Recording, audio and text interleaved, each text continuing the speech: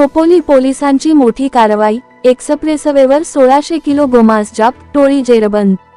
खोपोली, मुंबई पुणे द्रुतगती मार्गावर Khalapur टोलजवळील food mall परिसरात खोपोली पोलिसांनी मोठी कारवाई करत गोवंश मांसाची अवैध वाहतूक करणाऱ्या टोळीचा पर्दाफाश केला आहे।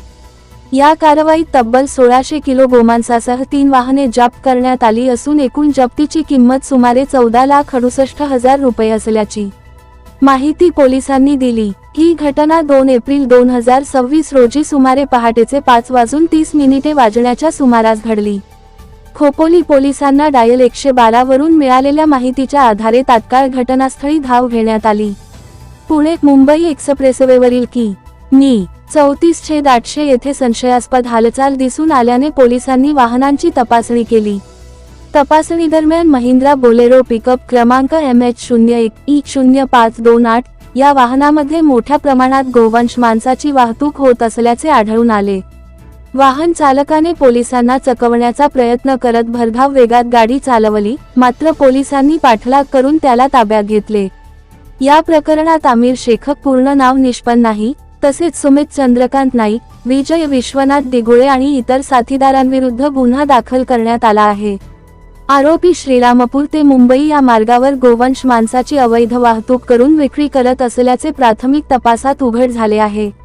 या कारवाईत पोलिसांनी 1,68,000 रुपये किमतीचे सुमारे 1600 किलो गोवंश मांस जप्त केले। तसेच 5 लाख रुपये किमतीचे बोलेरो पिकअप, 5 लाख रुपये किमतीची क्रेटा कार MH14G2629 आणि 3 लाख रुपये किमतीची टोयोटा आयटिओज MH03BC6721 अशी 3 वाहने जप्त करण्यात आली। ही वाहने एस्कॉर्ट म्हणून वापरली जात असल्याची माहिती समोर आली आहे। सदर प्रकरणी भारतीय दंड संहिता 2023 मधील कलम 325, 281, 35, मोटार वाहन कायदा कलम 184 तसेच महाराष्ट्र प्राणी संरक्षण अधिनियम 1976 आणि प्राणी छळ प्रतिबंधक कायदा 1960 अंतर्गत गुन्हा दाखल करण्यात आला आहे।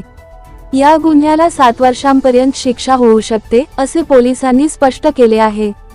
या कारवाईत उपविभागीय पोलीस अधिकारी डॉक्टर विशाल नेहुल आणि पोलीस निरीक्षक सचिन हिरे यांच्या मार्गदर्शनाखाली पथकाने महत्त्वाची भूमिका बजावली।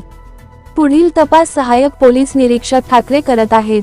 दरम्यान, आरोपी क्रमांक 1चा पूर्वीही सासवड पोलीस ठाण्यात गुन्हा दाखल असल्याचे समोर आले आहे। त्यामुळे या प्रकरणामागे मोठे रॅकेट कार्यरत असल्याची शक्यता व्यक्त केली जात आहे।